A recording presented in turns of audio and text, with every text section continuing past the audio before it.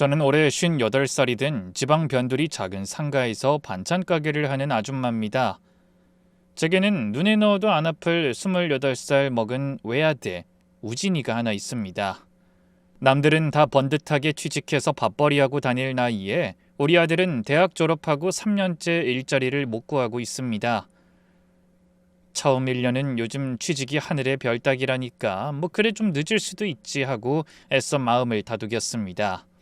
하지만 그게 2년이 되고 이제 3년째가 되니 저도 남편도 속이 새카맣게 타들어갔습니다. 덩치만 멀대같이 컸지 은근히 속이 여린 아들은 완전히 주눅이 들어서 방에서 나오지도 않았습니다. 밥 먹을 때나 겨우 얼굴을 볼까? 그 외에는 자기 방에 처박혀서 컴퓨터만 두드리는지 뭘 하는지 알 수가 없었습니다. 안 봐도 뻔했습니다. 이력서 넣고 또 떨어지고 이력서 넣고 또 떨어지고 그 짓을 3년이나 했으니 애가 오죽하겠습니까? 어깨는 축 처지고 얼굴엔 웃음기가 사라진 지 오래였습니다. 방구석에 틀어박혀 며칠이고 머리도 안 감는 아들 꼴을 보자니 제 속도 썩어 문드러졌습니다. 그런 아들 꼴을 특히나 아들 아빠가 가만두질 못했습니다. 밤에 야간 택시 운전하고 새벽에 들어오는 제 남편은 굳게 닫힌 아들 방 문짝만 봐도 속에서 천불이 나는 모양이었습니다. 어쩌다 아들이 물이라도 마시러 잠깐 거실에 나왔다가 아빠랑 마주치기라도 하면 아주 집안이 떠나가라 난리가 났습니다.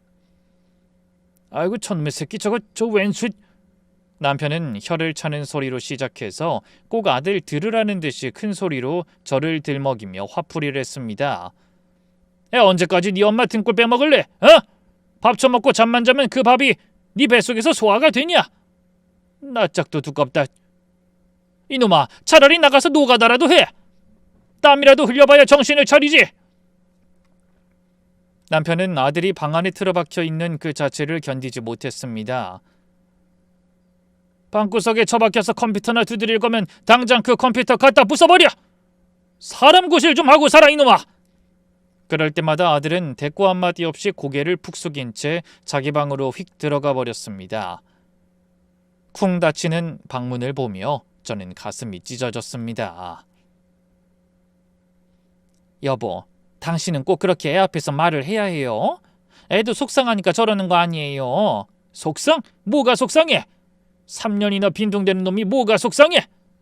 저러다 평생 백수로 늙어 죽게 생겼어. 남편은 뭐가 그렇게 불만인지 매일같이 아들을 들들 볶았습니다. 저라고 속이 편하겠습니까? 장사 마치고 돌아와 굳게 닫혀있는 아들 방을 볼 때마다 한숨이 절로 나왔습니다. 저러다 우리 아들 정말 큰일 나는 건 아닌가? 나쁜 마음이라도 먹는 건 아닌가? 가슴이 덜컥 내려앉는 날이 하루 이틀이 아니었습니다. 그렇게 남편의 구박과 아들의 한숨 소리만 가득한 그야말로 숨막히는 날들이 이어지고 있었습니다. 세 식구가 어쩌다 함께 저녁상에 둘러앉아도 남편은 숟가락만 툭툭 내리치며 인상을 쓰고 아들은 고개만 쳐박고 밥을 깨작거렸습니다. 저는 그 사이에서 밥이 입으로 들어가는지 코로 들어가는지도 모를 지경이었습니다. 그러던 어느 날이었습니다. 그날도 저녁 장사를 마치고 파김치가 되어 집에 돌아왔는데 3년 내내 방문을 굳게 닫고 살던 아들이 웬일로 거실에 나와 있었습니다. 며칠은 안 감은 것 같은 떡진 머리에 늘 입던 냄새나는 운동복 차림 그대로였습니다. 저는 순간 심장이 쿵 내려앉았습니다. 3년 백수 생활에 드디어 애가 뭐 포기 선언이라도 하려는 건가? 아니면 어디서 사고라도 쳐서 돈 달라는 소리를 하려는 건가? 별의별 흉흉한 생각이 다 들었습니다. 아들놈은 제 눈치만 살피며 한참을 쭈뼛거렸습니다. 왜 무슨 일이야? 밥은 먹었어? 제가 묻자 아들이 겨우 입을 뗐습니다. 엄마 나 2박 3일 동안 예비군 훈련 가. 예비군? 그 휴대폰 낼 거라 그동안 연락 안 될 거야. 하긴 뭐 28살 나이는 꼬박꼬박 처먹었으니 훈련 통지서가 날아오는 게 당연했습니다. 전 오히려 속으로 차라리 잘 됐다 싶었습니다. 3년 동안 방구석에 처박혀서 사람 구실도 못하고 곰팡이가 쓸어가는 꼴을 보느니 차라리 나라에서 강제로라도 끌고 가서 맑은 공기라도 쐬게 하는 게 100번 낫다고 생각했습니다. 훈련소 가서 억지로 밥이라도 챙겨 먹고 사람 구경이라도 하고 오는 게 낫지 않겠습니까? 제 아무리 훈련소라도 아들 숨통을 조이는 아빠가 있는 이 지긋지긋한 집구석보다는 나을 거라는 생각이 들었습니다. 아유 그래, 가서 밥이나 꼬박꼬박 잘 챙겨 먹고 아프지 말고. 2박 3일 훈련 갔다는 놈한테 뭘 더 캐물을 게 있겠습니까? 핸드폰을 낸다니 뭐 요즘 훈련소는 다 그런가 보다. 그땐 그렇게만 생각하고 말았습니다. 저는 얼른 지갑에서 꼬깃꼬깃한 5만 원짜리 한 장을 꺼내 아들 손에 쥐어줬습니다. 가서 그 군대 매점이라고 하나? 그런 데서 뭐라도 사 먹어. 아빠한테는 뭐 말할 거 없고 훈련 잘 받고 와. 아들은 그 돈을 말없이 받아들었습니다. 다음 날 아침 남편이 출근한 뒤에야 아들은 작은 가방 하나만 둘러매고 휙 집을 나섰습니다. 저는 그때까지만 해도 그저 아들이 오랜만에 바깥바람 쐬는 게 다행이라고만 생각했습니다. 축 처진 아들의 뒷모습이 현관문 너머로 사라지는 것을 보면서 아휴 그래도 3일은 집안이 조용하겠구나 하는 바보 같은 생각이나 하고 있었습니다. 그 2박 3일이 우리 가족을 통째로 지옥에 밀어넣을 시간이 될 줄은 꿈에도 몰랐습니다. 아들이 예비군 훈련을 간 지 이틀째 되던 날이었습니다. 그날따라 가게 장사도 안 되고 몸도 찌뿌둥해서 저는 해가 지자마자 일찌감치 가게 문을 닫을 준비를 하고 있었습니다. 팔다 남은 반찬들을 냉장고에 집어넣고 돈통을 열어 그날 번 푼돈을 셌습니다. 아이고 이걸로 또 내일 재료나 살 수 있으려나? 한숨을 푹 내쉬는데 가게 구석에 둔 제 핸드폰이 요란하게 울리기 시작했습니다. 저는 손에 묻은 양념을 앞치마에 닦으며 전화를 받았습니다. 그런데 핸드폰 화면에 뜬 건 발신번호 표시 제한이었습니다. 이 시간에 또 무슨 장난 전화인가 싶어 퉁명스럽게 전화를 받았습니다. 여보세요? 엄마! 수화기 너머로 잔뜩 쉬고 갈라진 그러면서 다급한 아들의 목소리가 들려왔습니다. 전화기 너머로 쌕쌕거리는 거친 숨소리와 바람소리가 섞여 들려왔습니다. 저는 순간 심장이 쿵 내려앉았습니다. 우진아, 웬일이야? 너 훈련 중이라며? 핸드폰 낸다면서? 아들은 제 질문에 대답할 시간도 없는 것 같았습니다. 숨이 턱까지 차오른 사람처럼 헉헉거리면서 거의 울부짖듯이 소리쳤습니다. 엄마, 나 우진이야. 엄마 큰일 났어. 아니, 무슨 일이야 아들? 왜 그래? 숨 좀 쉬고 말해봐. 나 지금 엄마 나 지금 탈영했어요. 탈영. 그 두 글자가 제 귀에 박히는 순간 저는 머리를 망치로 세게 얻어맞은 것 같았습니다. 온몸에 피가 차갑게 식는 기분이었습니다. 뭐? 탈영? 그게 무슨 소리야? 너 예비군이라며? 예비군이 무슨 탈영을 해? 몰라. 그 자세한 건 만나서 얘기할게. 제발. 군인들이 지금 날 잡으러 와요. 나 잡히면 나 진짜 죽어 엄마. 아들은 지금 제정신이 아닌 것 같았습니다. 엉엉 울면서 횡설수설 말도 제대로 잊지 못했습니다. 목소리가 공포에 질려 덜덜 떨리고 있었습니다. 엄마, 제발 나 좀 데리러 와요. 지금 당장 와야 해. 어딘데? 네가 어디 있는데? 그 XX 국도변 거기 옛날 터널 옆에 폐휴게소 거기야. 빨리. 저는 아들이 말하는 그곳이 어딘지 머릿속으로 겨우 떠올렸습니다. 예전에 몇 번 지나가다 본 귀신 나올 것처럼 버려진 휴게소였습니다. 알았어. 엄마 지금 갈게. 근데 너 그리고 엄마 절대 아빠한테 말하면 안 돼? 아빠 알면 나 진짜 죽어. 알았지? 엄마 혼자 와야 해? 알겠다니까. 일단 거기 꼼짝 말고 숨어 있어. 그리고 돈 5천만 원. 뭐? 5천만 원? 제가 5천만 원이 무슨 소리냐고 되물으려는 순간이었습니다. 아들이 왔다! 하는 찢어지는 비명을 지르는가 싶더니 전화가 또 끊겨버렸습니다. 저는 그 자리에 얼어붙어 한참 동안 핸드폰을 귀에서 떼지도 못했습니다. 손이 덜덜 떨리다 못해 온몸이 사시나무 떨듯 떨렸습니다. 타령, 군인들, 5천만 원, 그리고 아빠한텐 절대 말하지 말라는 아들의 목소리. 제 머릿속이 하얗게 변해버렸습니다. 아들의 마지막 비명이 귓가에 맴돌았습니다. 왔다. 도대체 뭐가 왔다는 건지. 지금 내 아들이 어떻게 됐는지 아무것도 알 수 없었습니다. 하지만 더 이상 생각하고 있을 겨를이 없었습니다. 앞치마를 벗어던질 생각도 못하고 가게 문을 잠그는 둥 마는 둥 그냥 뛰쳐나왔습니다. 셔터를 반쯤 내리다가 그냥 에라 모르겠다고 뛰어나왔습니다. 반찬 냄새가 밴 몸 그대로 상가 계단을 2칸씩 성큼성큼 뛰어내려왔습니다. 가게에서 엎어지면 코 닿을 거리에 있는 우리 집 빌라로 미친 듯이 달려갔습니다. 현관문 비밀번호가 생각나지 않아 버벅거렸습니다. 아유, 왜 이래? 1, 2, 3, 4... 손이 덜덜 떨려 제정신이 아니었습니다. 겨우 문을 열고 들어가 신발도 벗지 않고 방으로 뛰어들어가 서랍을 뒤졌습니다. 차키, 내 차키. 어딨어? 눈에 뵈는 게 없었습니다. 온갖 잡동사니를 다 헤집고 나서야 구석에 처박힌 자동차 열쇠 꾸러미를 찾아낼 수 있었습니다.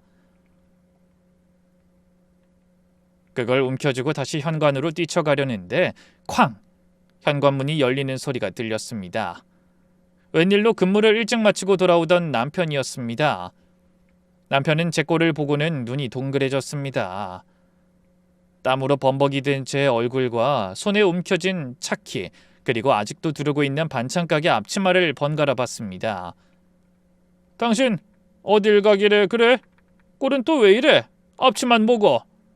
저는 대답도 못하고 그저 남편을 멍하니 바라볼 뿐이었습니다. 그러자 남편은 제 손에 들린 차키를 확 낚아채려 했습니다. 이 여자야 말귀를 못 알아들어? 그 꼴을 하고 어딜 가냐고? 얼굴은 왜 백지장이 됐어? 가게에 도둑이라도 들었어? 아니야, 그건 놔! 저는 남편의 손을 뿌리쳤습니다. 친구가 급한 일이 생겼대. 나중에 얘기해. 친구? 당신 친구 중에 이 난리 칠 친구가 어디 있다고? 김 여사? 박 사장? 누군데? 남편은 의심의 눈초리를 거두지 않고 제 앞을 막아섰습니다. 아니 무슨 일인데 말을 못해? 당신 나한테 뭐 숨기는 거 있지? 혹시 우진이? 그놈 또 사고 쳤어? 그 순간 아들의 아빠한테 말하면 안 돼! 하던 목소리가 귓전을 때렸습니다. 저는 남편을 밀어붙였습니다. 비키라고! 사람 죽게 생겼어! 뭐? 사람? 나중에 다 얘기할게. 제발 비켜! 저는 남편의 어깨를 밀치고 현관 밖으로 뛰쳐나갔습니다. 뒤에서 남편이 이 여자가 미쳤나? 당장 서! 누구야? 우진이 맞지? 하고 고함치는 소리가 들렸습니다. 하지만 돌아볼 틈이 없었습니다. 주차장에 세워둔 제 낡은 차에 시동을 걸었습니다.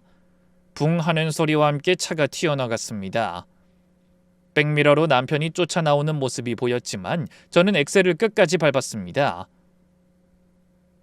운전대를 잡은 손이 덜덜 떨렸습니다. 저는 앞치마를 두른 꼴도 잊어버리고 그냥 무작정 엑셀을 밟았습니다. 해가 넘어가고 어둑어둑해지는 국도를 정말이지 미친 사람처럼 달렸습니다. 머릿속이 터질 것 같았습니다. 타령? 5천만 원? 도대체 이게 무슨 소립니까? 예비군 훈련 간 놈이 왜 타령을 하고 5천만 원은 또 뭡니까? 앞뒤가 하나도 맞지 않았습니다. 그 순간 제 머릿속에 혹시 하는 끔찍한 생각이 빠르게 스쳐 지나갔습니다. 혹시 보이스피싱? 요즘 세상이 어떤 세상입니까? 자식 납치했다고, 자식이 사고 쳤다고 거짓말하면서 일단 돈부터 붙이라는 그런 못된 놈들 천지라고 했습니다. 아들이 3년째 백수로 지내니 그런 놈들 표적이 되기 딱 좋지 않습니까? 5천만 원이라는 돈이 꼭 그놈들이 요구하는 액수 같았습니다. 하지만 그 목소리, 쇳소리가 나던 그 울부짖음, 그건 분명히 제 아들 우진이 목소리였습니다. 제가 28년을 듣고 산 제 아들 목소리를 이 어미가 모를 리가 없었습니다. 설령 그게 보이스피싱 사기라고 해도, 아들이 멀쩡히 훈련소에 잘 있는 거라고 해도, 만에 하나, 정말 만에 하나 내 새끼한테 무슨 일이 생긴 거면 어떡합니까? 돈 5천만 원이 문제가 아니었습니다. 일단 가야 했습니다. 내 눈으로 우리 아들이 무사한지, 무슨 일이 생긴 건 아닌지 확인하는 게 먼저였습니다. 사기면 그때 가서 경찰에 신고하면 될 일이었습니다. 저는 다시 엑셀을 더 세게 밟았습니다. 차가 부서져라 달려 아들이 말한 그 폐휴게소에 도착했습니다. 해가 완전히 넘어가 가로등 하나 없는 휴게소는 귀신이라도 나올 것처럼 으스스했습니다. 저는 차를 세우고 두리번거렸습니다. 아무도 없었습니다. 속았나? 심장이 덜컥 내려앉는 순간 저 구석 부서진 화장실 건물 옆에 웅크리고 앉은 그림자를 발견했습니다. 예비군복이 아니었습니다. 웬 시커먼 냄새나는 운동복 차림이었습니다. 제 차 불빛이 비치자 그 남자가 고개를 들었습니다. 우진이, 제 아들이었습니다. 근데 꼴이 말이 아니었습니다. 얼굴은 퉁퉁 부어 멍이 들어 있었고 입술은 터져 피딱지가 앉아 있었습니다. 아들은 제 차를 보자마자 쩔뚝거리며 달려왔습니다. 넘어질 때 비틀거리면서 차로 달려와 뒷문을 왈칵 열었습니다. 그리고는 짐짝처럼 차 안으로 쓰러져 들어왔습니다. 엄마, 빨리 가! 저기 저 차 오는 것 같아! 아들은 앞을 보지도 않고 차 뒤편만 돌아보며 고래고래 소리를 질렀습니다. 저는 아들이 시키는 대로 뒤를 돌아볼 겨를도 없이 차를 몰았습니다. 앞치마가 운전하는데 거치적거렸지만 벗어던질 정신도 없었습니다. 백미러로 아까 그 폐휴게소 쪽을 힐끗 봤지만 다행히 따라오는 차는 없는 것 같았습니다. 그래도 저는 속도를 줄이지 못했습니다. 아들은 뒷좌석에서 짐승처럼 웅크린 채 하고 숨죽여 우는 소리만 냈습니다. 그렇게 한참을 거의 30분은 정신없이 달렸습니다. 겨우 동네 어귀에 다다라 불빛이 드문 공터 갓길에 차를 세웠습니다. 저는 덜덜 떨리는 손으로 시동을 끄고 앞치마 자락으로 식은땀이 밴 이마를 닦았습니다. 그제야 제 심장이 발작이라도 난 것처럼 미친 듯이 뛰고 있다는 걸 깨달았습니다. 그리고 뒷좌석을 돌아봤습니다. 우진아. 아들은 고개도 들지 못했습니다. 28살 먹은 아들이 2살 배기 애처럼 몸을 말고 덜덜 떨고 있었습니다. 저는 기가 막히고 화가 치밀고 가슴이 찢어지는 것 같았습니다. 우진아, 대체 무슨 일이야? 너 꼴이 이게 뭐야? 누가 이랬어? 아들의 엉망인 얼굴을 보니 아까 전화기 너머로 들었던 타령이니 5천만 원이니 하는 것들이 다시 떠올랐습니다. 너 예비군이라며. 예비군 훈련 간 놈이 왜 그 꼴로 거기서 나와? 웬 타령이고 5천만 원은 또 무슨 소리야? 엄마한테 똑바로 말해, 당장! 제 목소리가 찢어질 듯이 커졌습니다. 그러자 아들이 뒷좌석 바닥에 이마를 쳐박고 엉엉 울기 시작했습니다. 엄마 잘못했어요. 나 죽을 죄를 졌어. 그러니까 무슨 죄? 아들은 한참을 울기만 하다가 겨우 떨리는 목소리로 입을 뗐습니다. 예비군 그거 거짓말이야. 저는 숨이 멎는 것 같았습니다. 거짓말? 그럼 너 3일 동안 어디가 있었어? 친구 상철이, 박상철 알지? 걔가 알바 소개해 준다고. 알바? 무슨 알바? 그냥 온라인 마케팅 같은 건데 2박 3일 합숙소 들어가서 교육만 받으면 500만 원 준다고. 보안 때문에 핸드폰도 걷고 밖이랑 연락하면 안 된다고. 500만 원. 2박 3일 합숙. 핸드폰 제출. 아들이 3년째 백수 신세니 그 500만 원이라는 돈에 눈이 뒤집혔던 겁니다. 저한테 예비군 훈련이라고 핑계를 댄 것도 2박 3일에 핸드폰 낸다는 그 조건이 딱 맞아떨어졌기 때문이었습니다. 그래서 예비군이라고 속이고 거길 갔어? 이 미친놈아, 500만 원 준다는 게 말이 되는 소리야? 나도 이상했지만 아빠 구박받는 거 너무 지겹고 돈 벌어서 독립하고 싶어서 그래서 간 거야. 아들이 울면서 말을 이었습니다. 근데 거긴 합숙소가 아니었어. 보이스피싱 그런 놈들이었어. 엄마. 뭐? 보이스... 가자마자 상철이가 내 통장이랑 보안카드 그거 다 줘야 된다고, 월급 받으려면 필요하다고 그래서 줬는데 걔네가 그걸 뺏어갔어. 아들의 이야기는 충격적이었습니다. 그놈들은 아들 통장을 대포 통장이라는 것으로 썼다고 했습니다. 아들은 거기서 시키는 대로 전화를 걸거나 받는 일을 이틀 동안 했다고 했습니다. 그러다 어제 내 통장에 피해자 돈 5천만 원이 들어왔는데 5천만 원? 박상철 그 개새끼가 그 돈을 전부 빼서 도망갔어. 걔도 그놈들이랑 한패였어. 날 속인 거야. 조직놈들은 상철이와 아들이 짜고 돈을 훔친 줄 알았던 겁니다. 그래서 놈들이 날 창고에 가두고 하루 종일 때렸어. 5천만 원 내놓으라고. 상철이 데려오라고. 안 그러면 캄보디아 같은 데로 팔아버린다고. 거기 가면 장기 다 털리고 죽어도 모른다고. 아들은 쩔뚝거리던 다리를 붙잡고 울었습니다. 오늘 새벽 감시가 소홀한 틈을 타 창고 2층에서 뛰어내려 도망쳤다고 했습니다. 그래서 다리가 2층에서 뛰어내려서 이렇게 됐어. 저는 아들의 엉망인 다리와 피딱지가 앉은 얼굴을 보고 입을 틀어막았습니다. 근데 왜 타령이라고 했어? 군인들이 쫓아온다고. 엄마가 나 예비군 간 줄 아니까 보이스피싱에 감금됐다고 하면 엄마가 놀라서 안 믿거나 신고한다고 시간 끌까봐. 나 당장 잡힐 것 같은데 타령이라고 해야, 군인들 온다고 해야 엄마가 제일 심각하게 듣고 당장 달려와 줄 것 같아서. 무서워서 그랬어. 엄마, 나 좀 살려줘. 아들은 제 차 시트에 얼굴을 묻고 아이처럼 울부짖었습니다. 전 그제야 아들이 왜 5천만 원을 말했는지 깨달았습니다. 그 돈을 갚아야만 그 지옥에서 풀려날 수 있다고 생각했던 겁니다. 저는 차가운 손으로 아들의 떡진 머리를 쓰다듬었습니다. 저는 차마 집으로 바로 들어갈 수가 없었습니다. 적고를 한 아들을 데리고 남편 얼굴을 어떻게 본단 말입니까? 하지만 날이 밝아오고 있었습니다. 동네 갓길에 언제까지고 차를 세워둘 순 없는 노릇이었습니다. 전 아들을 부축했습니다. 아들은 2층에서 뛰어내릴 때 다친 다리를 쩔뚝거리며 제 어깨에 짐짝처럼 매달렸습니다.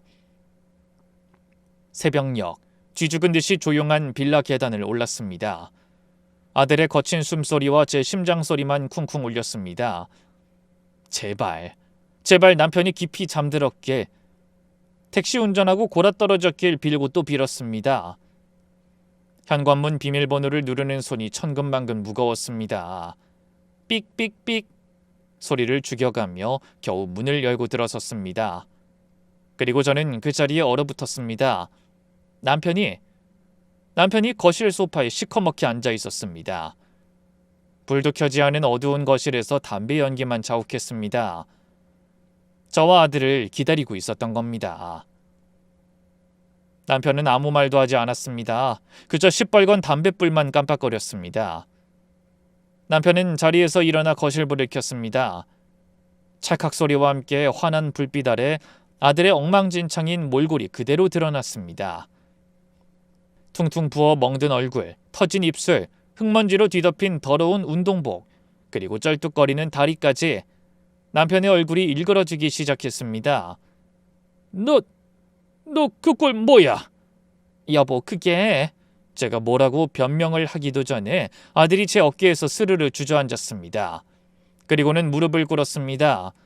아버지, 제가 잘못했어요. 남편은 이미 모든 것을 직감한 듯 했습니다. 무슨 짓을 한 거야? 네 엄마가 이 새벽에 앞치마만 두르고 뛰쳐나가게 한 이유가 대체 뭐냐고?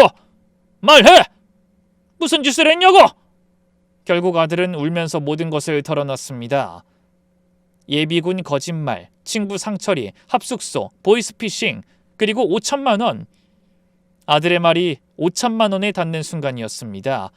남편의 손이 번개처럼 날아갔습니다. 퍽! 남편의 주먹이 아들의 뺨을 그대로 후려쳤습니다. 아들이 바닥에 나둥그라졌죠. 이 미친놈! 이 개새끼! 5천만 원! 5천만 원! 남편은 이성을 잃은 짐승처럼 아들에게 달려들어 멱살을 잡고 끌어올렸습니다. 그 돈이 무슨 돈인 줄 알아, 이놈아! 그 돈이 우리 가게 보증금이야! 그거 빼면 우리 세 식구 다 길바닥에 나앉는 돈이라고! 이 미친놈아! 남편은 아들을 방바닥에 내동댕이 쳤습니다. 전 그 자리에 얼어붙어 비명조차 지르지 못했습니다. 남편은 바닥에 나둥그라진 아들을 죽일 듯이 노려봤습니다. 저는 기어가다시피 해서 남편의 다리를 붙잡았습니다. 여보 제발 그만해. 애 죽는다고. 남편은 저를 뿌리치려 했지만 저도 죽을 힘을 다해 매달렸습니다. 아들은 엉망이 된 얼굴을 감싸진 채 바닥을 기어서 자기 방으로 도망치듯 들어가 버렸습니다. 쿵 하고 방문이 닫히고 안에서 문 잠그는 소리가 찰컥하고 들렸습니다. 우리 세 식구는 아무도 잠들지 못했습니다. 집안 곳곳에는 숨막히는 침묵만 흘렀습니다. 아들 방에서는 방문 너머로 흑흑하는 짐승이 상처를 핥는 것 같은 그런 억눌린 울음소리만 간신히 새어나왔습니다. 남편은 거실 소파에 망부석처럼 앉아 있었습니다. 아들이 방에 들어간 뒤로 남편은 단 한마디도 하지 않았습니다. 그저 담배만 피워댔습니다. 새벽녘의 차가운 공기 속에 담배 연기만 뿌옇게 차올랐습니다. 좁은 거실이 금세 담배 냄새로 질식할 것 같았습니다. 남편은 10분에 한 대씩, 아니 5분에 한 대씩 불을 붙이고 깊게 빨아들이고 뱉어냈습니다. 5천만 원. 그 돈은 남편의 말대로 우리 가족의 전 재산이나 다름없는 돈이었습니다. 제가 이악 물고 반찬 가게 하며 모은 돈, 남편이 밤낮 없이 택시 운전해서 모은 돈, 그거 합쳐서 겨우 마련한 가게 보증금이었습니다. 그걸 빼면 당장 우리 가게는 문 닫아야 하고 우리는 이 빌라 월세도 못 내고 길바닥에 나앉아야 했습니다. 저는 차가운 방바닥에 주저앉아 있었습니다. 울 힘도 없었죠. 아들이 맞은 것도 가슴 아팠지만 그것보다 더 무서운 게 제 심장을 옥죄어 왔습니다. 그놈들, 보이스피싱 그놈들이었습니다. 5천만 원을 떼먹혔다고 했습니다. 그놈들이 우리 아들을, 우리 가족을 가만둘까요? 아들이 도망쳤으니 이제 우리 집으로 쫓아올 겁니다. 5천만 원 내놓으라고. 그렇게 뜬 눈으로 창밖이 희미하게 밝아온 것을 봤습니다. 남편은 밤새 담배 2갑은 태운 것 같았습니다. 재떨이가 수북했습니다. 아들 방에서는 더 이상 울음소리도 들리지 않았습니다. 죽었는지 살았는지 저는 공포에 질려 덜덜 떨고만 있었습니다. 이 돈도 돈이지만 이제 우리 가족은 어떻게 되는 걸지, 그놈들이 언제 쳐들어올지 지옥 같은 아침이 밝아오고 있었죠. 드디어 해가 떴습니다. 남편은 퀭한 눈으로 거실에서 담배만 태우다가 나 오늘은 일 못 나간다 한마디 툭 던지곤 자기 방으로 들어가 버렸습니다. 아들 방은 쥐죽은 듯이 조용했습니다. 문을 두드려봐도 밥 먹으라고 불러봐도 아무 대답이 없었습니다. 전 이대로 계속 앉아있다간 정말 미쳐버릴 것 같았습니다. 그놈들이 언제 쳐들어올지 모른다는 공포가 목을 조여왔습니다. 그렇다고 문을 꽁꽁 닫아 걸고 숨어있을 수만은 없었습니다. 우리가 무서워서 숨었다는 걸 광고하는 꼴밖에 더 되겠습니까? 전 억지로 몸을 일으켜 가게로 향했습니다. 무슨 정신으로 갔는진 모르겠습니다. 다리가 후들거리고 손이 덜덜 떨려서 가게 열쇠를 한 번에 꽂지도 못했습니다. 겨우 셔터를 반쯤 올리고 가게불을 켰습니다. 하지만 장사 준비가 손에 잡힐 리가 없었죠. 콩나물을 다듬다가도 밖에서 쿵 소리만 나도 심장이 바닥까지 내려앉았습니다. 그렇게 10분쯤 지났을까요? 문에 달린 작은 종이 딸랑하고 울렸습니다. 아침 첫 손님인가 싶어 억지로 고개를 들었습니다. 웬 말끔하게 차려입은 낯선 남자가 가게로 들어왔습니다. 양복은 아니었지만 비싸 보이는 점퍼에 머리도 단정했습니다. 우리 동네에서 반찬 사러 올 사람 같진 않았죠. 남자는 천천히 반찬 진열대를 쓱 훑어봤습니다. 여기 반찬이 맛있다고 소문났던데 맞나요? 뭐 찾으시는 거 있으세요? 제 목소리가 염소처럼 떨려 나왔습니다. 남자는 제 대답은 듣지도 않고 콩자반이 담긴 반찬통 뚜껑을 손가락으로 툭툭 건드렸습니다. 사모님, 반찬이 참 정갈해 보이는데? 그가 절 쳐다보며 웃었습니다. 근데 그 눈은 웃고 있지 않았습니다. 재료가 상한 게 섞이면 손님들 배탈 나겠죠? 그죠? 전 그게 무슨 뜻인지 바로 알아차렸습니다. 온몸에 피가 얼어붙는 것 같았습니다. 아드님, 강우진 씨 맞죠? 아드님이 어제 큰 실수를 하셨던데? 누구신데 무슨 소리를... 오늘 정오까지 아드님이 실수한 거 5천만 원 그거 메꿔주셔야 할 텐데. 남자는 멸치볶음을 집게로 뒤적이는 척하며 아주 조용히 말을 이었습니다. 정오까지 소식 없으면 이 가게 내일부턴 장사 못하십니다. 아니, 장사는 하겠지. 이 가게 우리가 인수하면 되니까. 그 말은 우리 가족의 전 재산인 가게 보증금을 빼앗아 가겠다는 뜻이었습니다.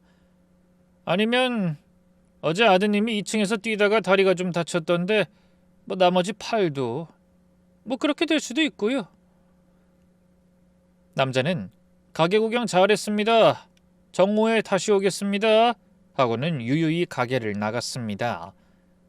딸랑 문이 닫히는 소리가 지옥문이 닫히는 소리처럼 들렸습니다.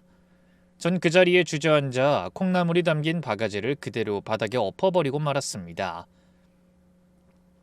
정오, 이제 고작 2-3시간밖에 남지 않았습니다. 저는 널브러진 콩나물을 밟으며 가게 밖으로 뛰쳐나갔습니다. 셔터를 철커덕 소리가 나게 내리고 문을 그대로 잠가버렸습니다. 그리고 집으로 다시 미친 듯이 뛰어갔습니다. 쾅! 현관문이 부서져라 열고 들어갔습니다. 남편이 어젯밤 꼴 그대로 거실에서 튀어나왔습니다. 무슨 일이야? 어제 맞은 얼굴이 통퉁 부은 아들도 제 비명소리에 방문을 열고 거실로 기어나왔습니다. 저는 숨도 못 쉬고 헐떡였습니다. 여보 어떡해. 그놈들이 가게에 찾아왔어. 뭐? 정오까지 12시까지 5천만 원 안 내놓으면 우리 가게 뺏는다고. 우진이 팔다리도... 제가 울부짖으며 남편 바지를 붙잡았습니다. 남편의 얼굴이 잿빛으로 변했습니다. 아들은 하고 숨 넘어가는 소리를 냈습니다. 바로 그때였습니다. 아들이 도망치면서 훔쳤던 조직원 놈의 핸드폰이 울리기 시작했습니다. 어제 저한테 전화를 걸었던 바로 그 폰이었습니다. 우리 셋은 얼어붙었죠. 아들은 공포에 질려 핸드폰을 쳐다보지도 못했습니다. 남편이 낚아채듯 전화를 받았습니다. 그리고 스피커폰 버튼을 눌렀습니다. 수화기 너머로 아까 가게에 찾아왔던 그놈의 목소리가 들려왔습니다. 사모님, 가게는 벌써 닫아요. 장사하셔야지. 돈 벌어야 5천만 원 갚으실 거 아니야. 너 이 개새끼... 남편이 이를 갈았습니다. 아참, 아버님, 택시번호 XX바 XXXS 맞죠? 정오까지 1시간 남았습니다. 멍청하게 굴면 오늘 밤에 택시 운전 험하게 하셔야 할 겁니다. 브레이크 고장날 수도 있고... 뚝! 남편이 전화를 끊어버렸습니다. 정적이 흘렀습니다. 아들은 잘못했어요, 아버지. 잘못했어요. 하며 바닥을 기었습니다. 저도 여보 어떡해. 우리 가게 당신 택시. 하며 울고 있었습니다. 그때였습니다. 남편이 제 떠리에 담배를 비벼 껐습니다. 그리고는 어제 아들을 때리던 그 분노가 아닌 차갑고 시퍼런 얼굴로 아들의 멱살을 잡아챘습니다. 아들이 끌려 일어났습니다. 우진이 너 그 창고 너 갇혀있던데 어딘지 기억나? 기억나냐고 이 새끼야! 네, 그 XXC 땡땡동 폐공장. 남편은 저를 돌아봤습니다. 그 눈은 더 이상 절망에 빠진 눈이 아니었습니다. 숙자야 옷 입어. 차키 챙겨. 어딜 가요? 돈 주러? 경찰서. 뭐라고요? 경찰서 간다고? 이대로 앉아서 가게 뺏기고 택시 부서지고 네 아들 팔다리 부러지는 걸 볼 거 아니면 당장 가! 남편은 아들의 멱살을 잡은 채 현관으로 향했습니다. 남편은 제 낡은 차 뒷좌석에 아들을 구겨 넣었습니다. 저도 정신없이 조수석에 올라탔죠. 경찰서로 가는 그 짧은 시간 동안 차 안은 숨소리 하나 들리지 않았습니다. 남편은 입을 굳게 다문 채 운전대만 노려봤고 아들은 뒷좌석 구석에 처박혀 덜덜 떨기만 했습니다. 저는 이게 잘하는 짓인지 이러다 정말 우리 가족 다 잘못되는 건 아닌지 손톱만 물어뜯고 있었습니다. 경찰서 민원실에 도착하자마자 남편이 아들을 끌고 들어갔습니다. 보이스피싱 그놈들 조직 신고하러 왔습니다. 남편의 고함 소리에 점심시간에 조용하던 경찰서가 술렁거렸습니다. 형사로 보이는 사람 몇이 뛰어나왔습니다. 우리는 곧장 회의실 같은 방으로 안내되었습니다. 형사들은 아들의 엉망인 얼굴과 제 차림을 번갈아 보며 사태가 심각하다는 것을 직감한 듯 했습니다. 자, 차근차근. 무슨 일입니까? 아들은 남편의 서슬퍼런 눈빛에 눌려 모든 것을 빠짐없이 털어놨습니다. 예비군 훈련이라고 거짓말한 것부터, 아니 친구 상철이한테 속아서 온라인 마케팅 알바라는 걸 하러 간 것부터요. 합숙소, 대포통장 5천만 원, 그리고 친구 상철이가 아들을 그곳으로 끌어들였는데 바로 그 상철이가 조직과 아들 둘 다 배신 때리고 아들 통장에 들어온 5천만 원을 훔쳐서 달아나 버린 것까지. 놈들은 아들이 상철이와 한패라고 덤터기를 씌우고 그 폐공장 창고에 가둔 것까지. 거기에 있는 내내 맞았다고, 2층에서 뛰어내려 도망쳤다고, 그리고 방금 전 가게와 남편 택시까지 협박한 내용까지. 형사들의 얼굴이 순식간에 굳어졌습니다. 이거 단순한 사기 폭행이 아니네요. 말씀대로 거대 조직입니다. 조직. XXC 땡땡동 폐공장이라고 했죠? 지금 바로 현장집입니다. 강력팀 투입해요. 형사 한 분이 무전기를 들고 소리쳤습니다. 경찰서가 순식간에 바빠졌습니다. 경찰차 몇 대가 요란한 소리를 내며 쏜살같이 경찰서를 빠져나갔습니다. 저는 차가운 경찰서 의자에 앉아 피가 마르는 심정으로 기다렸습니다. 얼마나 지났을까요? 1시간, 아니 2시간이 지났나? 형사의 핸드폰이 울렸습니다. 네, 팀장님. 뭐라고요? 아이, 젠장. 형사가 전화를 끊고 저희를 쳐다보며 고개를 저었습니다. 허탕입니다. 네? 그 폐공장 안에 있다는 창고 텅 비어 있었습니다. 아들이 도망친 것을 알고 그놈들이 이미 자리를 뜬 것이었습니다.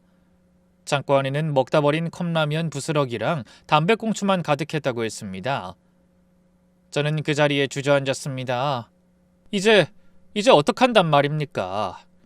그놈들은 우리가 경찰에 신고한 것까지 싹 다 알아버렸습니다. 아들이 도망친 것도 모자라 이제 경찰에 꼰질은 배신자가 된 겁니다. 경찰서를 나서는 발걸음이 무거웠습니다. 그날 저녁 우리는 집으로 돌아왔지만 그곳은 더 이상 우리 집이 아니었습니다. 감옥이었습니다. 남편은 현관문을 잠그고 쇠사슬까지 걸었습니다. 하지만 그깟 쇠사슬이 무슨 소용이 있겠습니까? 저는 저녁밥을 차릴 생각도 못하고 남편도 아들도 우리 셋 다 넋이 나간 사람들처럼 거실에 주저앉아 있었습니다. 그때였습니다. 찡, 찡. 그 조직원 놈의 핸드폰이 또다시 울리기 시작했습니다. 우리 셋은 동시에 숨을 멈췄죠. 아들이 경기를 일으키듯 몸을 떨었습니다. 남편이 성큼성큼 걸어가 핸드폰을 낚아챘습니다. 그리고 스피커폰 버튼을 눌렀죠. 여보세요. 남편이 겨우 목소리를 냈습니다. 수화기 너머로 낮에 가게에 찾아왔던 그놈의 비웃음 섞인 목소리가 들려왔습니다. 경찰? 멍청한 짓 했네. 경찰이 우리 잡을 것 같았어. 에이, 아버님 순진하시네. 이 개새끼, 이제 5천만 원이 아니야. 너희가 우리 뒤통수 쳤잖아. 네 아들님이 우리가 직접 잡으러 갈게. 다리 하나론 부족하지? 남편이 뭐라고 욕을 하기도 전에 띠링하고 문자가 한 통 들어왔습니다. 남편이 떨리는 손으로 문자를 열었습니다. 그리고 남편의 얼굴이 하얗게 질렸죠. 여보, 저도 그 핸드폰 화면을 봤습니다. 우리 집 주차장에 있는 남편의 택시 사진이었습니다. 낯선 남자가 택시 바퀴를 발로 툭툭 차고 있는 사진이었습니다. 띠링! 문자가 한 통 더 왔습니다. 제 반찬 가게였습니다. 가게 셔터 앞에 아까 그놈을 포함한 남자 서너 명이 담배를 피우며 우리 가게를 올려다보고 있었습니다. 그 밑에는 이렇게 쓰여 있었습니다. 내일 장사하셔야죠. 우리가 손님으로 갈게. 그놈들은 지금 우리 집 근처에 와 있는 것이었습니다. 남편은 주먹으로 벽을 내리쳤습니다. 짐승 같은 소리를 내면서요. 그날 밤 우리는 불도 켜지 못했습니다. 거실 창문 틈으로 그놈들이 우리를 지켜보고 있을 것만 같았습니다. 아들은 자기 방으로 기어들어갔습니다. 이 모든 게 자기 때문이라고. 나 때문에 하며 머리를 쥐어뜯었습니다. 그렇게 지옥 같은 시간이 흘러갔습니다. 저와 남편은 거실 소파에 망연자실 앉아 있었는데 아들 방에서 타닥타닥하는 컴퓨터 마우스 소리가 계속 들려왔습니다. 새벽 1시가 넘었을까요? 잠도 못 자고 공포에 떨고 있는데 아들 방에서 찾았다! 하는 외마디 비명이 들렸습니다. 아들이 방에서 뛰쳐나왔습니다. 3년 내내 죽은 사람 같았던 아들의 눈이 이글이글 불타고 있었습니다. 엄마, 아빠, 이거 보세요! 아들이 자기 핸드폰을 우리 눈앞에 들이밀었습니다. 박상철, 그놈의 여자친구라는 여자가 인터넷에 올려놓은 사진이었습니다. 이 여자, 상철이 여자친구예요. 사진 속에는 웬 젊은 여자가 누가 봐도 비싸 보이는 명품 가방을 들고 웃고 있었습니다. 이 가방 그 훔쳐간 돈으로 사준 게 틀림없어요. 박상철 개새끼가. 아들이 분노에 떨며 사진을 확대했습니다. 그리고 이거! 여자가 들고 있는 명품 가방 옆 카페 테이블 구석에 남자 시계가 하나 놓여 있었습니다. 이거 상철이 시계예요. 걔가 맨날 차고 다니던 거 틀림없어. 이 시계! 아들이 울부짖었습니다. 상철이 이 여자랑 같이 있어요. 이 개새끼 지금 그 돈으로. 다음 날 아침 우리는 재빨리 다시 경찰서로 향했습니다. 어젯밤 그놈들이 보낸 사진 때문에 심장이 조여와 미칠 것 같았습니다. 어제 우리 사건을 맡았던 형사들을 다시 만났습니다. 형사들도 허탕을 쳐서 그런지 얼굴이 퀭했습니다. 어떻게 밤새 일은 없으셨습니까? 별일이요? 이게 별일 아닌 걸로 보입니까? 남편이 어젯밤 받은 협박 문자와 사진들을 형사에게 보여줬습니다. 형사의 미간이 좁혀졌습니다. 그때 아들이 앞으로 나섰죠. 형사님, 아들은 밤새 자기가 찾은 것을 보여줬습니다. 바로 그 박상철 여자친구라는 여자가 인터넷에 올려놓은 사진이었습니다. 박상철 지금 여자친구랑 같이 있는 것 같아요. 어젯밤에 이 여자가 새 사진을 올렸는데. 아들이 사진을 확대해 그 구석에 찍힌 시계를 가리켰습니다. 이거 상철이 시계거든요. 형사의 눈이 번뜩였습니다. 그래, 단서 좋네. 그래서 제가 미끼가 될게요. 뭐? 제가 그 조직놈들한테 상철이 그 새끼를 제가 잡아서 넘기겠다고 그렇게 말할게요. 그러니까. 아들이 형사를 똑바로 쳐다봤습니다. 제발 이 여자가 어디 사는지 주소 좀 찾아주세요. 이 사진만 가지고는 제가 찾을 수가 없어요. 경찰분들이 찾아주셔야 해요. 형사는 곧장 어디론가 전화를 걸었습니다. 사이버팀이죠? 지금 계정 하나 추적해야 합니다. 네. 명의자 신원, 카드 내역까지 싹 다 뽑아주세요. 지금 당장요. 경찰의 움직임이 빨라졌습니다. 아들이 찾아낸 그 작은 단서 하나가 막혔던 물꼬를 튼 것이었습니다. 그리고 몇 시간도 채 지나지 않아 형사가 다급하게 저희를 불렀습니다. 찾았습니다. 인천에 있는 오피스텔입니다. 우리는 경찰서에서 그저 기다릴 수밖에 없었습니다. 아들이 미끼가 되겠다는 큰 소리는 쳤지만 그 첫 번째 단추인 박상철을 잡지 못하면 모든 게 끝장이었습니다.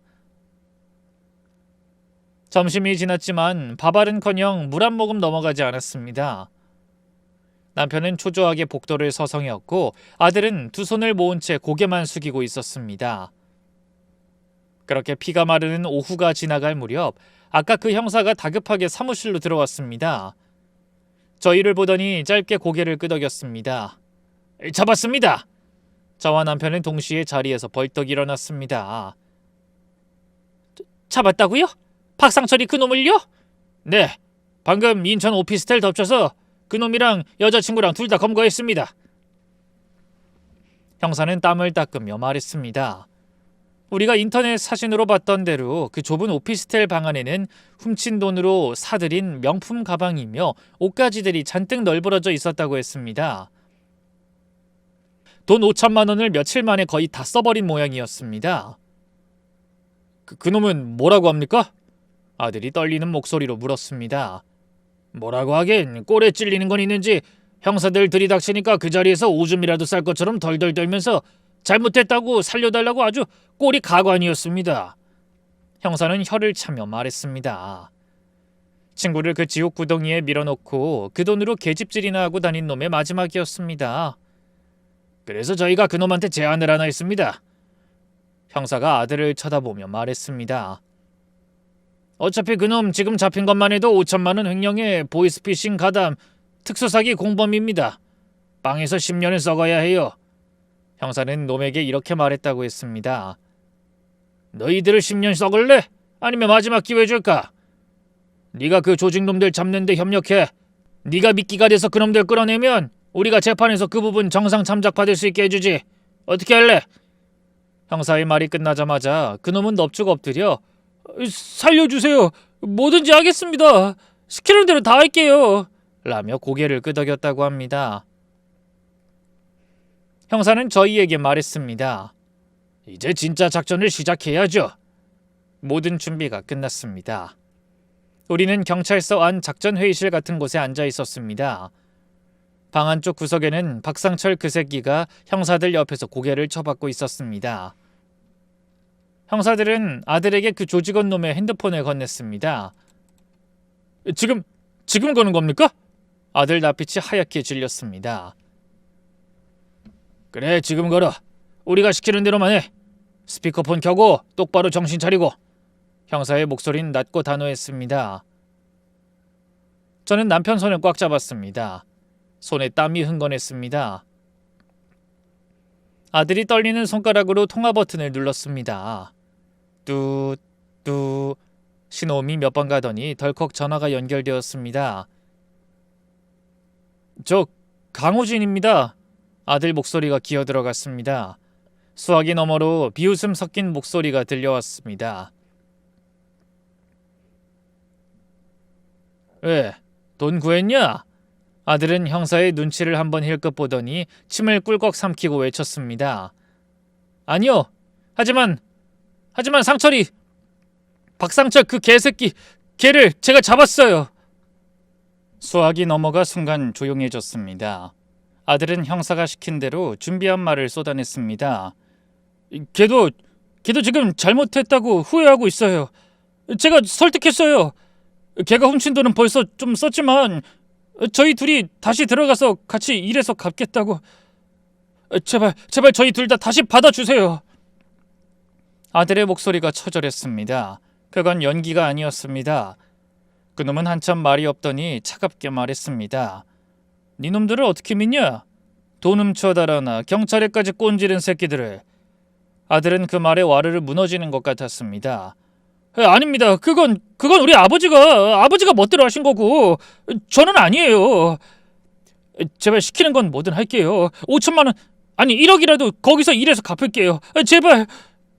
아들은 바닥에 무릎이라도 꿇을 기세로 핸드폰에 대고 빌었습니다. 저와 남편은 숨도 못 쉬고 그 통화만 지켜봤습니다. XXC XX 돈 물류 창고. 네? 밤 10시까지 그 새끼 데리고 딱 둘만 와. 딴짓하면 네 부모님부터 찾으러 간다. 전화가 뚝 끊겼습니다. 형사들이 일제히 움직이기 시작했습니다. XXC 물류창고 주소 확보했다. 저는 출동 준비. 드디어 그놈들의 굴을 알아낸 것이었습니다. 경찰서는 순식간에 전쟁터처럼 바빠졌습니다. 무전기 소리가 요란하게 울리고 건장한 형사들과 검은 옷을 입은 경찰 특공대라는 사람들까지 분주하게 움직였습니다. 그들은 저희 아들 우진이와 그 개새끼 상철이를 다른 방으로 데려갔습니다. 잠시 후 아들이 겉옷을 다시 입고 나왔습니다. 겉으로 보기엔 아까 경찰서에 올 때랑 똑같은 평범한 차림이었습니다. 겉옷 안쪽이랑 속옷에 아주 작은 위치 추적기랑 도청 장치를 숨겨 달았습니다. 형사가 제게 짧게 설명했습니다. 이제부터 저희 아드님 바로 뒤에서 따라붙을 겁니다. 무슨 일 생기면 바로 들이닥칠 거니까 너무 걱정 마십시오. 걱정을 말하뇨. 저는 다리가 풀려 그 자리에 주저앉을 뻔했습니다. 제 아들이 제 새끼가 사지로 그 짐승들 굴로 다시 제 발로 걸어 들어가는 것이었습니다. 아들의 얼굴은 종이장처럼 하얗게 질려 있었습니다. 박상철 그놈은 아예 다리가 풀렸는지 형사들에게 질질 끌려 나오다시피 했습니다. 형사가 아들의 어깨를 툭 쳤습니다. 정신 똑바로 차려. 우린 바로 뒤에 있어. 시키는 대로만 해. 아들은 고개도 못 들고 그저 아주 작게 고개를 끄덕였습니다. 아들과 상철인 형사들이 준비한 차에 올라탔습니다. 저와 남편은 차마 그 모습을 끝까지 지켜보지 못했습니다. 아들이 탄 차가 경찰서 주차장을 빠져나가는 것을 보며 저는 남편의 품에 무너져 내렸습니다. 우진아, 우진아. 소리 없는 비명이 터져나왔습니다. 형사들은 저와 남편을 경찰서 한쪽에 있는 작은 방으로 데려갔습니다. 상황실이라고 했습니다. 방 안에는 온갖 기계들과 화면들이 번쩍이고 있었습니다. 여기 스피커입니다. 아드님 몸에 단 도청장치 소리가 이리로 나옵니다. 형사가 스피커를 켜자 치지직 하는 소리와 함께 차가 달리는 소리, 붕 하는 엔진 소리만 들려왔습니다. 그리고 꿀꺽 아들이 침 삼키는 소리가 제 귀엔 천둥 소리처럼 크게 들렸습니다. 저는 남편과 함께 그 스피커만 노려봤습니다. 피가 마르는 심정이었습니다. 제 아들은 지금 무슨 생각을 하고 있을까요? 얼마나 무서울까요? 차가 멈출 때마다 옆에서 다른 차 소리도 들릴 때마다 심장이 멎는 것 같았습니다. 그렇게 1분 1초가 지옥 같은 시간이 흘러가고 있었습니다. 치지직하는 잡음만 계속되다가 이윽고 차가 멈춰서는 소리가 들렸습니다. 시동이 꺼지더니 쿵! 차문이 닫혔습니다. 그리고 덜덜 떨리는 아들의 목소리가 이어졌습니다. 저 왔어요.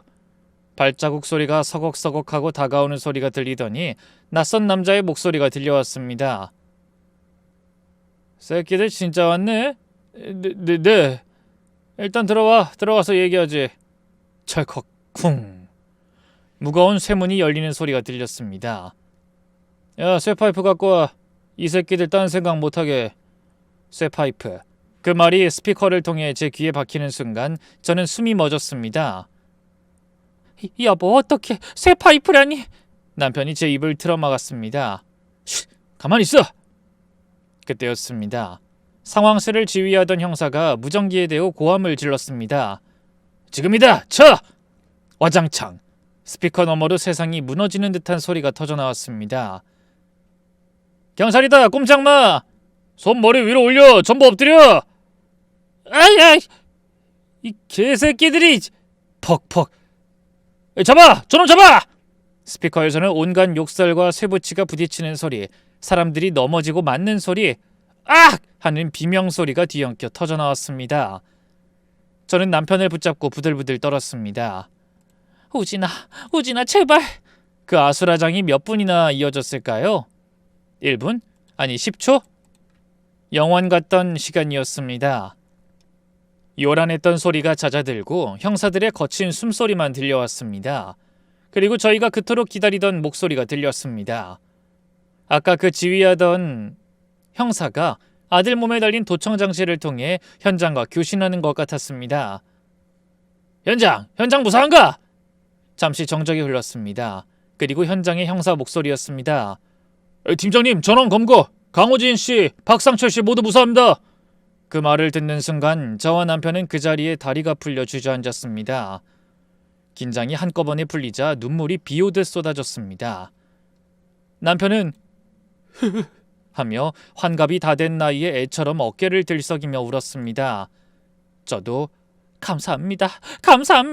하며 바닥에 대고 절이라도 할 심정이었습니다. 그렇게 지옥 같던 모든 일이 끝났습니다. 그놈들은 전부 잡혀 들어갔습니다. 하지만 그렇다고 우리 아들이 지은 죄가 사라지는 것은 아니었습니다. 아들은 죗값을 치러야 했습니다. 통장을 넘기고 그놈들의 범죄에 가담하려 한 죄가 인정되었습니다. 재판이 열렸고 저는 매일 밤 울면서 기도했습니다. 다행히 하늘이 도왔죠. 아들이 그놈들에게 감금당하고 끔찍하게 폭행당한 피해 사실이 인정되었습니다. 그리고 제 아들 스스로 미끼가 되어 그놈들과 박상철을 잡는 데 목숨을 걸고 결정적인 협력을 한 점이 받아들여졌습니다. 아들은 징역형의 집행유예를 받았습니다. 천만다행으로 감옥엔 가지 않게 된 것입니다. 박상철이 그놈도 횡령한 돈이 많고 죄가 컸지만 저희 아들처럼 수사에 협력한 덕분에 감형을 받았다고 했습니다. 물론 그놈은 저희 아들과 달리 감옥에 가는 걸 피할 수는 없었지만요. 모든 재판이 끝나고 우리는 집으로 돌아왔습니다. 남편은 예전처럼 아들에게 욕을 하거나 멱살을 잡진 않았지만 그렇다고 따뜻한 말을 건네지도 않았습니다. 아들이 거실에 있으면 남편은 말없이 방으로 들어가 버렸습니다. 아들도 더 이상 방에만 처박혀 있진 않았지만 함께 밥을 먹거나 할 때면 고개를 숙인 채 남편 눈치만 살폈습니다. 저는 그 숨막히는 침묵 속에서 밥이 입으로 들어가는지 코로 들어가는지 모를 날들을 보냈습니다. 그러던 어느 날 아들이 새벽 일찍 집을 나갔습니다. 밤 늦게서야 돌아온 아들에게서는 땀 냄새와 고기 냄새가 섞여 났습니다. 아들은 동네 고깃집에서 아르바이트를 시작한 것이었습니다. 그리고 며칠 뒤 아들이 쭈뼛거리며 낡은 봉투 하나를 식탁 위에 올려놨습니다. 첫 알바비였습니다. 마침 야간 운행을 나가려던 남편이 그 봉투를 봤습니다. 남편은 한참을 그 봉투만 내려다보더니 아들을 불렀습니다. 우진아. 아들이 경기를 하듯 어깨를 떨었습니다. 네, 아버지. 아빠가 미안하다. 너 3년 동안 얼마나 힘들었는지 아빠가 너한테 너무 심했다. 내가 널 그 벼랑 끝으로 밀었어. 미안하다 아들아. 남편이 환갑이 다 된 남편이 얼굴을 감싸쥐고 울었습니다. 그 모습에 아들도 그 자리에 무릎을 꿇고 울음을 터뜨렸습니다. 아니에요 아버지. 제가 마음의 문을 닫고 삐뚤어진 생각만 하고 제가 다 잘못했어요. 죄송합니다 아버지. 그날 밤 우리 세 식구는 3년 만에 처음으로 서로를 부둥켜 안고 울었습니다. 탈영이라는 끔찍한 거짓말은 썩어 문드러진 우리 가족의 상처를 터뜨린 칼이었습니다. 우린 그제야 비로소 진짜 가족이 되었습니다. 아들은 지금도 고깃집 아르바이트를 하며 다시 틈틈이 이력서를 쓰고 있습니다. 남편은 이제 아들을 구박하는 대신 묵묵히 응원하고 저도 제 아들이 다시 넘어지지 않도록 든든한 버팀목이 되어주고 있습니다.